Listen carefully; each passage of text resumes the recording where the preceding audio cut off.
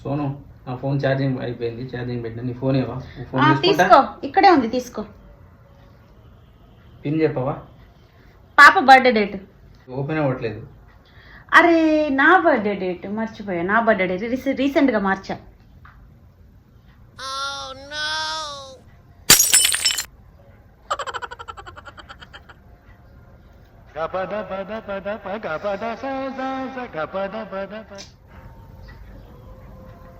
సర్లే, నా ఛార్జింగ్ అయి ఉంటుంది, నా దాంట్లో చేసుకుంటా. ఓకేనా? ఫస్ట్ నా ఫోన్ లాక్ తీసి ఆ తర్వాత వెళ్ళు, లేకుంటే కాళ్ళు ఇరుగుతాయి.